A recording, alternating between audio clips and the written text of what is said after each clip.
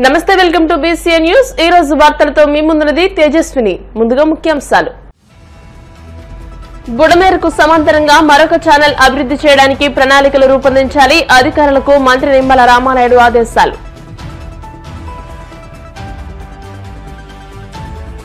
సింహాచలం ఘటనపై 3 సభ్యుల కమిటీలతో విచారణకు ఆదేశించిన మంత్రి ఆనం, నివేదిక రాగానే బాధ్యులపై చర్యలు తీసుకుంటామని వెల్లడి। టంగుటూరు నుంచి పాకలకు 5.5 కోట్లతో రోడ్డు నిర్మాణానికి నిధులు మంజూరు। సింగరాయకొండ మండలం పాకలలో సీసీ రోడ్లను ప్రారంభించిన మంత్రి డోలా।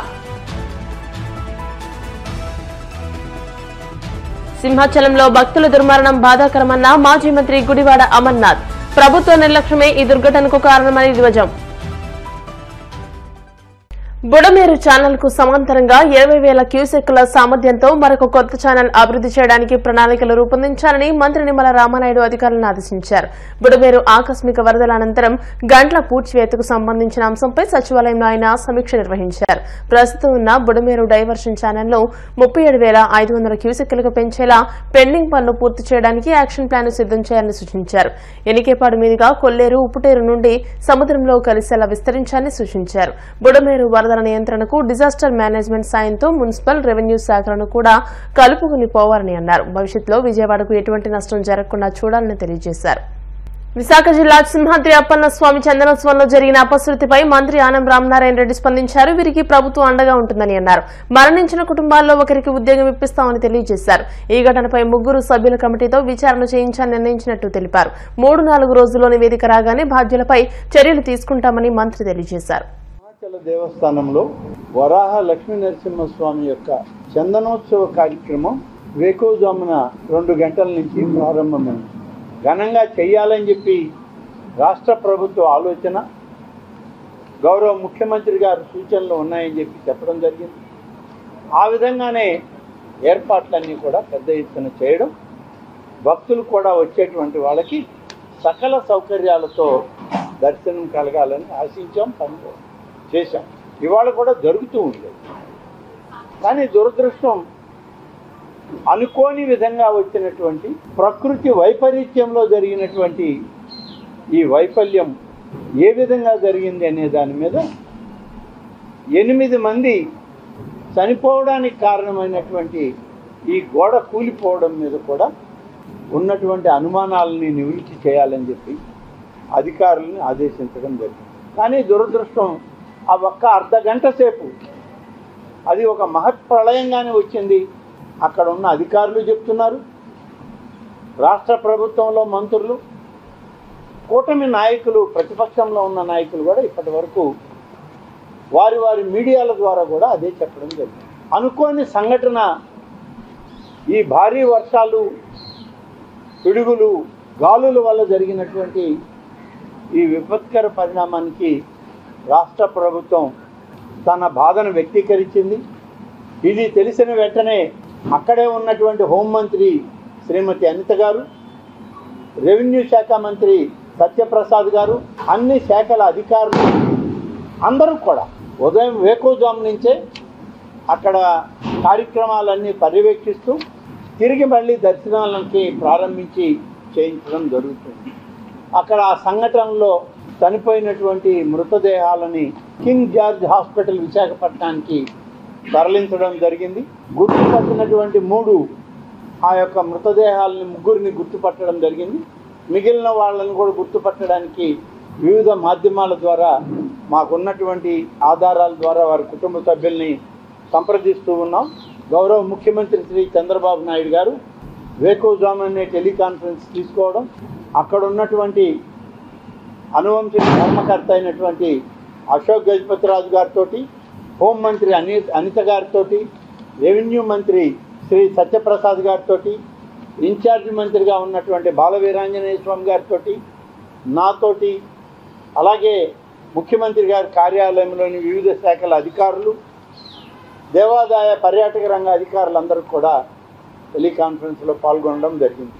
కానీ ముఖ్యమంత్రి గారు దీని మీద చాలా ఆందోళన వ్యక్తం చేశారు।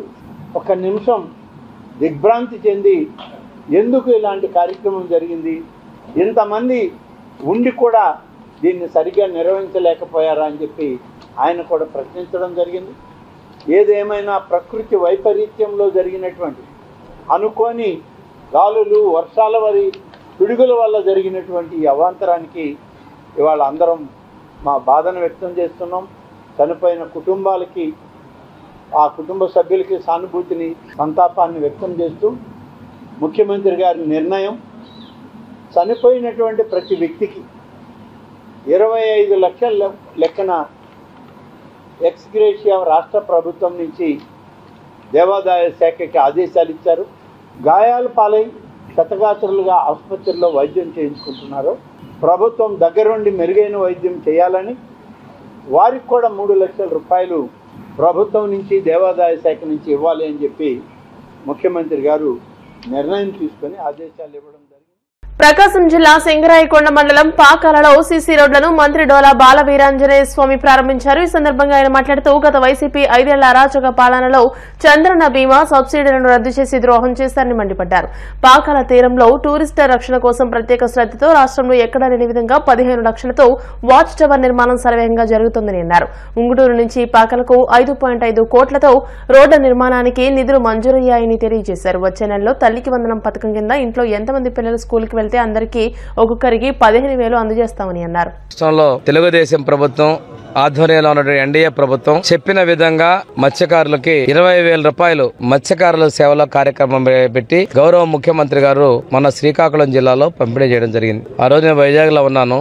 ఆ రోజు ప్రోగ్రాం పెట్టుకుని దాన్ని ఈ రోజు మళ్ళీ వాయిదా వేసుకోవడం వల్ల ఈ రోజున పాకల, ఊళ్లపాలెం, అదేవిధంగా తాళ్లపాలెం, కేసుపాలెం, తేటుపురం గ్రామాల్లో ఉన్నటువంటి మత్స్యకారుల సోదరులందరూ కూడా ఈరోజు కలవడం జరిగింది. ఈ కార్యక్రమంలో జిల్లా కలెక్టర్ గారు, అదేవిధంగా గ్రామ కాపులందరూ కూడా పాల్గొన్న వాళ్ళందరూ ధన్యవాదాలు తెలియజేస్తున్నాం. మత్స్యకారులకు ఏదైనా చేసింది అంటే అది తెలుగుదేశం ప్రభుత్వం అనే విషయాన్ని స్పష్టంగా తెలియజేస్తున్నాను. 31 రూపాయలు వేట నిషేధ సమయంలో 31 కేజీలు బియ్యం ఇచ్చేటువంటి పరిస్థితుల్లో 4,000 రూపాయలు 2014-19 ఇచ్చింది మా ప్రభుత్వం అనేది నేను చాలా గొప్పగా చెప్తున్నాను. అదేవిధంగా వేటకెళ్ళి సముద్రపు గాల్లో ఇబ్బందులు పడతారని చెప్పేసి వాళ్ళకి 50 ఏళ్లకే పెన్షన్ ఇచ్చింది కూడా మా ప్రభుత్వాన్ని తెలియజేస్తున్నాను. ఈ రోజున మళ్ళా ఎన్నికల ముందు ఏదైతే మత్స్యకారులకి 20,000 రూపాయలు లీన్ పీరియడ్లో మేము ఇస్తామని చెప్పిన మాటకు కట్టుబడి అక్షరాల ఈ రోజున 1,26,00,000 మందికి ఈ రాష్ట్రంలో మేము ఇది నిధులు ఇవ్వడం జరిగింది. మన ప్రకాశం జిల్లాలో 5,500 మందికి, మన దగ్గర వచ్చేసరికి 1,500 మందికి కొండేపురంలో ఇది నిధులు ఇవ్వడం జరిగింది. తప్పని మేము చెప్పిన మాట కట్టుబడి ఉన్నాం. మత్స్యకార ఆడపిల్లల విద్యను ప్రోత్సహించడం కోసం, మత్స్యకార బాలికల కోసం ప్రత్యేకంగా రిజిస్టర్ స్కూల్ ఇస్తే ఆ రోజు సింగరాయకొండ మండలంలో ఊళ్లపాలెంలో మేము స్కూల్ పెట్టడం జరిగింది. ఆ స్కూలు అద్దె భవనం టంగుటలు నడుస్తుంది, ప్రభుత్వ గృహం ఉందని చెప్పేసి. కానీ ఈ ఇచ్చినటువంటి స్థలాన్ని కూడా వాళ్ళు హౌస్ సైడ్స్ అని చెప్పి పక్కదావ పట్టించారు.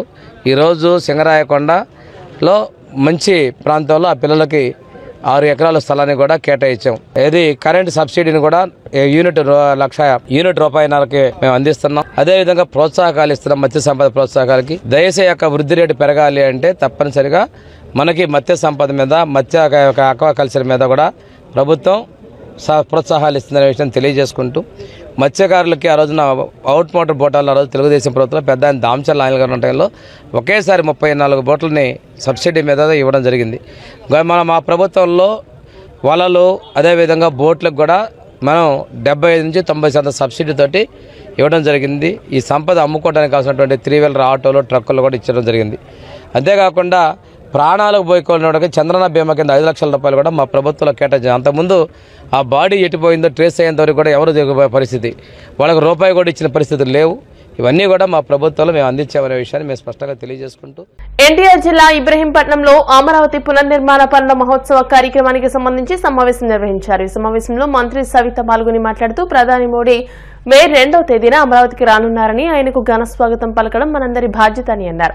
అమరావతి శాశ్వత రాజధాని కోసం అమరావతి రైతుల త్యాగఫలాన్ని మరోసారి గుర్తు చేసుకోవాలని అన్నారు.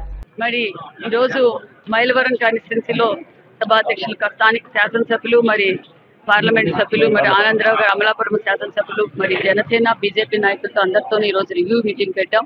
ఎందుకంటే ఈ రాష్ట్రానికి దశ దిశ, ఈ రాష్ట్రంలో ఒక భావితరాల భవిష్యత్తు కోసం ఒక రాజధాని ఉండాలని 14-19లోనే మాన్యశ్రీ ముఖ్యమంత్రి చంద్రబాబు నాయుడు గారు 33,000 ఎకరాలు పూలింగ్ చేయడం, మరి గత ప్రభుత్వంలో గాలి కొదిలేసి 3 ముక్కలాటాడిన వైసీపీ ప్రభుత్వానికి ప్రజలు కూడా బుద్ధి చెప్పి మళ్ళీ ఈ రాష్ట్రానికి రాజధాని అమరావతి కావాలి అంటే మళ్ళీ విజనరీ లీడర్ మాన్యశ్రీ ముఖ్యమంత్రి చంద్రబాబు నాయుడు గారు అవుతానే భావితరాల భవిష్యత్తు బాగుంటుందనే సంపూర్ణమైన నమ్మకంతో సంపూర్ణమైన మెజార్టీ ఇచ్చారు ఎన్డీఏ ప్రభుత్వానికి.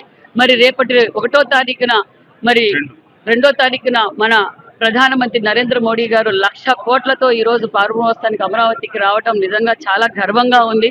అందుకు మనము మన ప్రధానమంత్రి గారికి ఘన స్వాగతం పలకాలని చెప్పి కూడా ప్రజలు కూడా చాలా ఉత్సాహంగా, ముఖ్యంగా యువత మహిళలు కూడా చాలా మంది మోడీజీకి స్వాగతం పలకడానికి సిద్ధంగా ఉన్నారని కూడా తెలియజేస్తే లక్షలాది మంది ఉత్సాహంగా రావడానికి కూడా సిద్ధంగా ఉన్నారనే విషయాన్ని కూడా మీకు తెలియజేస్తున్నాం.